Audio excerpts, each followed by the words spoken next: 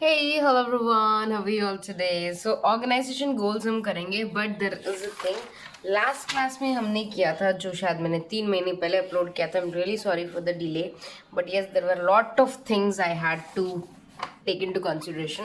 तो लास्ट में हमने न्यू क्लासिकल के डिसएडवांटेजेस किए थे, बट हाँ, न्यू क्लासिकल के बाद there are behavioral theories yet, like science theory, modern organization theory, systems theory, ये सारी चीज़ें भी करनी बाकी हैं. तो ऑफकोर्स ये हम करेंगे, but let's start with the organizational goals today, because आज से हम ऑर्गेनाइजेशनल गोल स्टार्ट करेंगे. ये मैं आपको वापस करवा दूंगी बाद में. Okay, so let's start with organizational goals. What is organizational goal? Goal हमें पता है, गोल का मतलब होता है एम, और यू कैन से हमारा मेन पर्पस, हम किस चीज़ के लिए कर रहे हैं. गोल हमारा अल्टीमेट मोटिव होता है. Goal is something that we want to achieve in future. तो गोल्स के लिए हम लोग क्या करते हैं? प्लानिंग करते हैं. बट ऑर्गेनाइजेशनल गोल्स क्या होते हैं? ऑर्गेनाइजेशनल गोल्स का नेचर क्या होता है? डेफिनेशंस क्या है? और हम कैसे ऑर्गेनाइजेशनल गोल्स को स्टार्ट करते हैं? आज का पूरा क्लास रहेगा उससे रिलेटेड. नेक्स्ट क्लास में हम काइंड्स ऑफ गोल्स करेंगे. ओके, सो सबसे पहले गोल क्या होता है? गोल एक, you can say, end result होता है जो हम अचीव करना चाहते हैं. Goal is something that we want to achieve. Okay, तो गोल्स क्या हैं? Goals are something that we want to achieve in future. Every organization is formed for achievement of certain purpose. To achieve this purpose, organization uses all its resources. This purpose of an organization is termed as layman as goals. तो normal भाषा में हम इसे क्या कहते हैं? Goals कहते हैं. The organizational goals can be termed as a set of strategies, problems, constraint designed for the existence of the organization. It means that the primary responsibility for every organization is to determine its goals for its existence. तो यहाँ पर क्या बोल रहा है? गोल का मतलब आपका पर्पस होता है, आप किस लिए वो गोल अचीव करना चाहते हो.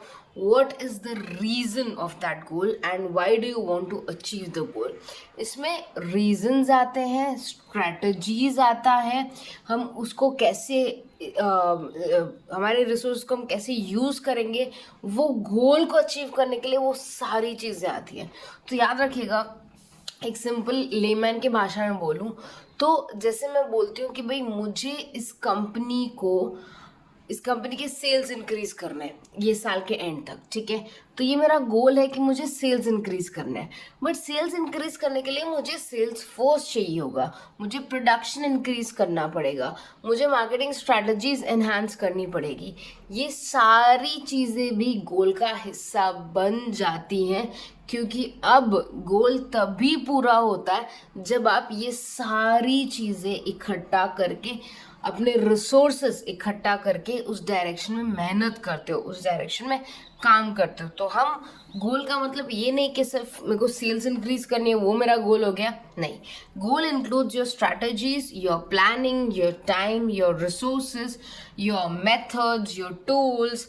ये सारी चीज़ें जो आप गोल को अचीव करने में लगाओगे is also part of a goal. Okay, the main purpose of the organization after determining the goal is how to achieve it. तो सिर्फ गोल बनाना हमारा काम नहीं है, गोल तो कोई भी बना लेगा, बट गोल के बाद हम उसे अचीव कैसे करेंगे ये भी उतना ही इम्पॉर्टेंट है. Should take place, what resources, हमें कौन से रिसोर्सेज यूज़ करने हैं, टाइम ड्यूरेशन क्या होना चाहिए, हम किस तरह से अचीव करेंगे गोल्स, ये भी इम्पॉर्टेंट है. तो ये जो पूरी लाइन है ना, इसको ऐसे का ऐसा प्लीज रीड आउट कर लो, because this is a very good point to read. You need to understand that what is a goal and how are you going to achieve those goals. ये भी आपको देखना बहुत ही ज़्यादा क्या है, ज़रूरी है. Now moving forward towards the next thing. The goals holds a very important place in each and every organization. Each organization has distinct goals which are considered as the ends achieved through some means. Okay, अब ये दो definitions है. Definitions अगर आप exam में लिखते हो, you're going to get better marks in the examination. तो make sure you write the definitions.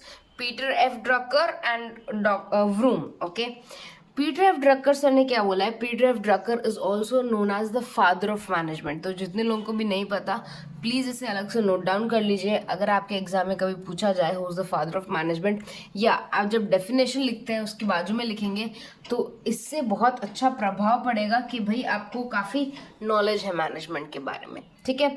और याद रखिएगा डेफिनेशन आपको एज इट इज़ लिखनी है, डेफिनेशन में आप कोई भी चेंजेस नहीं कर सकते, जो है जैसा आपको वैसा ही लिखना पड़ेगा। हाँ, बाकी जो भी थ्योरी है या बाकी जो भी कंटेंट्स है वो आप अपनी लैंग्वेज में चेंज करके लिख सकते हो, लैंग्वेज थोड़ा सा चेंज कर सकते हो, पैराफ्रेज कर सकते हो, बट अगर डेफिनेशन है तो डेफिनेशन आपको एज इट इज लिखनी पड़ेगी, okay. The goals are the necessary equipments in some special areas of the administration for the professional process and all the activities of the management in these areas are directed towards certain purpose। ये किसने दिया है, ये Peter F Drucker sir ने बोला है, और room sir ने बोला है the goals are the future state of affairs of every organization which predicts the activities which the organization has to undertake। so ये क्या है, ये रूम सर ने दिया है, दोनों ने बहुत ही सिंपल भाषा में समझाया है। गोल्स क्या होते हैं, गोल्स हमारे एंड रिजल्ट्स होते हैं जो हम अचीव करना चाहते हैं, गोल्स के थ्रू ही हम क्या कर सकते हैं, बहुत सारे चीज़ों को अचीव करने का एक ही तरीका होता है, दैट इज गोल्स, ओके। सो ये हो गया। अब हम नेचर ऑफ गोल्स देख लेते हैं कि गोल्स का नेचर किस प्रकार होता है, okay. Each organization has goals which are specific in nature. Goals हमेशा स्पेसिफिक होने चाहिए, स्पेसिफिक मतलब टू द पॉइंट, कि भाई ये मेरा गोल है, वो एम्बिगुअस नहीं हो सकते कि भाई मैं अगर मेरा मन करेगा तो ये भी कर सकता हूँ, वो भी कर सकता हूँ। Goals should be very very specific, मुझे क्या करना है एग्जैक्टली, बस उतना ही। तो यहाँ पर स्पेसिफिक इन नेचर ये पहला पॉइंट है, इसका ये एक्सप्लेनेशन है। अगर आप पॉइंट सिर्फ मतलब कीवर्ड्स में लिखना चाहते हो then I would suggest first point लिखिए, goals should be specific in nature. Second point आप स्पेसिफिक लिखना चाहते हैं तो by all the are accepted by all the employees. अब गोल्स अगर सारे एम्प्लॉयज एक्सेप्ट करके चलेंगे ना तो you will be able to get better results. But अगर सपोज कुछ लोगों को आपके गोल्स पसंद ही नहीं आए, ठीक है, तो फिर क्या है, आपको रिजल्ट नहीं मिलेंगे। क्यों? क्योंकि काफ़ी लोग उस गोल को सपोर्ट ही नहीं करते। तो याद रखना, goals are to be accepted by the employees. सारे एम्प्लॉयज अगर एक्सेप्ट करेंगे तो ज़्यादा बेटर रहेगा। All the employees of the organization shows their belief and faith towards the goals। जितने भी एम्प्लॉयज़ हैं अगर उन्हें एक्सेप्ट किया है तो वो उस गोल पे बिलीव करने चाहिए। जैसे अगर सपोज आपको एग्ज़ाम देना है, ठीक है, एग्ज़ाम देना आपका गोल है कि भाई मुझे एग्ज़ाम क्लियर करना है, ये आपका गोल हो गया। दूसरा, अगर आप खुद पे बिलीव नहीं करते कि भाई ये एग्ज़ाम तो मेरे से हो ही नहीं पाएगा, आप यही सोच रहे हो कि बहुत डिफिकल्ट है, मैं तो एग्ज़ाम दे भी नहीं सकता, तो आप सच में नहीं दे सकते क्योंकि आप बिलीव ही नहीं करते। तो पहले बिलीव तो करो उस गोल पे, बिलीव करने के बाद अपना फेथ, अपना यू कैन से एक्सेप्टेंस दिखाओ कि हाँ मैं ये कर सकता हूँ, मुझे यू कैन से पूरा विश्वास है कि मैं ये कर पाऊँगा, तो ही हो पाएगा। The next is the organizational goals I have seen in all the fields of the performance, as the performance of the organization cannot be measured without fixing goals। yes, जब तक गोल्स नहीं होंगे तब तक आप मेजर क्या करोगे, organisation की सक्सेस मेजर कैसे करोगे कि भाई इतना प्रॉफिट कमा लिया।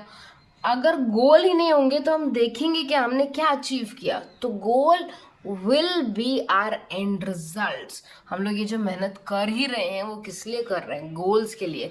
तो जो हमारा परफॉर्मेंस मेजर होगा कैसे होगा, गोल्स के थ्रू। अब नेक्स्ट पॉइंट है, अब फटाफट ये जो 4 पॉइंट्स मैंने बोले रिकैप करवा देती हूँ। The first one was specific in nature, the second one is accepted by all employees, the third one is employees should have faith, the fourth one is this is our ultimate way of measuring the performance, ये हो गया।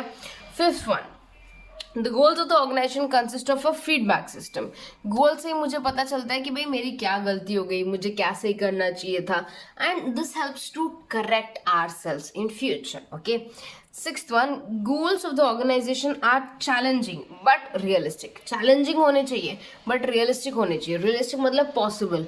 अगर मैं सोचूं कि भाई आज मुझे एक ऐसी कंपनी खोलनी है जो अगले ही साल 1,000 करोड़ का प्रॉफिट ले आए, दैट इज नॉट पॉसिबल. वो रियलिस्टिक ही नहीं है. हाँ, मुझे एक ऐसी कंपनी खोलनी है जो इस साल के अंत तक, मतलब 2023 के अंत तक सरवाइव कर जाए मार्केट में, और हम थोड़ा सा फाइनेंस इकट्ठा कर पाए, हमारे पास 1,000 कंज्यूमर्स हो. ये चैलेंजिंग है बट रियलिस्टिक है. तो रियलिस्टिक मतलब पॉसिबल होना चाहिए गोल. एकदम ऐसा अटपटा गोल नहीं होना चाहिए कि भाई मन किया मेरा, मैंने बोल दिया, that's it. No. All the goals, whether single or multiple, have specific nature. They are fulfilled by different means, are equally important for the organization. जितने भी goals हैं, छोटे हों बड़े हों, उनके लिए हो सकता है रिसोर्सेज अलग अलग लगते हों, बट सारे गोल्स इंपॉर्टेंट है. जैसे आप पढ़ाई कर रहे हो फॉर अ पर्टिकुलर एग्जामिनेशन, तो आपके लिए सारे सब्जेक्ट्स इंपॉर्टेंट है. ऐसे थोड़ी है कि भाई एक सब्जेक्ट तो मैं बिल्कुल नहीं पढ़ूंगी और दूसरे सब्जेक्ट में 100 मार्क्स लेकर आऊंगी. नहीं, वैसे ही ऑर्गेनाइजेशन में सारे गोल्स इंपॉर्टेंट है. हाँ, हो सकता है एक के लिए आपको ज्यादा मेहनत करनी पड़े, दूसरे के लिए आपको कम मेहनत करनी पड़े, but all the goals are important. Okay, so this we have done about the goals and the characteristics of goals.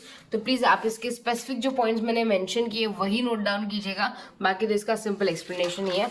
Next class में हम लोग करेंगे importance of organizational goals tomorrow. So make sure you watch this particular session and come live और come just watch the recorded sessions. और अगर कोई भी doubt तो प्लीज कमेंट सेक्शन में मेंशन जरूर कीजिएगा, so that if there are any problems I can help you out. Bye everyone.